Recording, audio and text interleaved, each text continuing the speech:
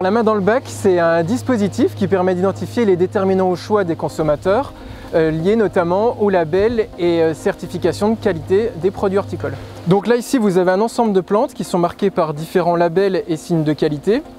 Vous allez disposer d'un certain temps pour choisir les plantes qui vous intéressent, végétaliser la jardinière qui est présentée ici, en vous projetant dans les différents univers qui sont sur les photos ici. En fait, ici, on met en place une expérimentation, c'est-à-dire qu'on va mettre le consommateur dans une simulation d'achat. On va lui demander de choisir parmi ces plantes en fonction de leur esthétique, en fonction finalement des informations qu'on a mis à disposition. On leur demande de passer à l'action et ensuite on va discuter avec eux de pourquoi ils ont choisi telle et telle plante. Et ça va nous permettre d'accéder justement à la manière dont ils hiérarchisent les informations et comment est-ce qu'ils font leur choix.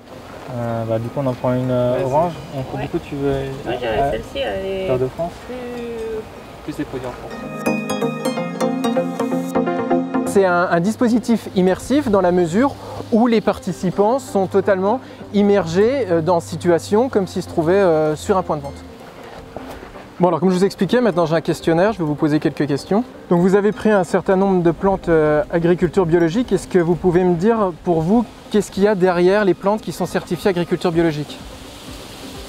Elles respectent l'environnement. C'est innovant notamment par la méthodologie, par l'immersion des participants et également par le fait qu'on n'a pas de données aujourd'hui, qu'on n'avait pas de données sur l'intérêt des consommateurs pour ces labels en situation de vente et de présentation des labels.